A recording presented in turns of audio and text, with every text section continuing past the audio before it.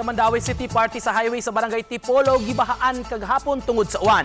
Presensya sa mga residente nga musungasong sa baha gimonitor.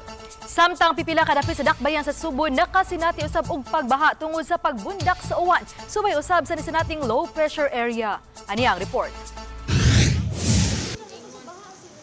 Kusog nga uwan ang mibunok sa dakong bahin sa Metro Cebu.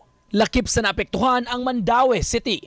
Gikan sa Bantay Mandaue Command Center, gitutukan ang kahimtang labi na sa mga giila nga flood-prone areas. Subling ni baha ang parte sa Lopezaina Street sa highway sa may barangay Tipolo. Sa dapit hugot sab nga gimonitor sa taga DRRM ang mga tawo nga makitang misungasong sa baha.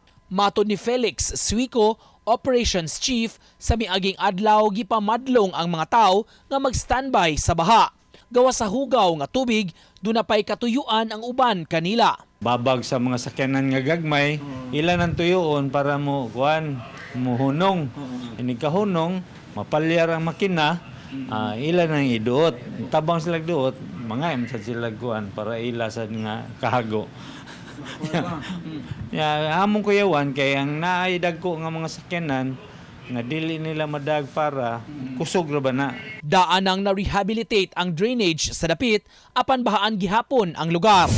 Baha dinhi, baha didto. Nga gihulagway gani sa uban nga murag beach ang nahitabo sa pipila ka mga dapit sa Takbayan sa Sugbo. Sama na lang sa nahitabo sa barangay Tejero habig sa may Blessed Sacrament Parish nga miawas ang Tejero Creek.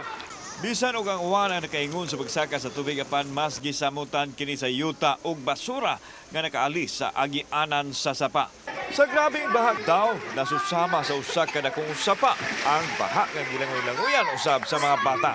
Adunay gigahin ang DPWH nga 8 bilyones pesos alang sa flood control sa Cebu City ug 1.2 bilyones pesos pa lang ang nagamit nini sa syudad.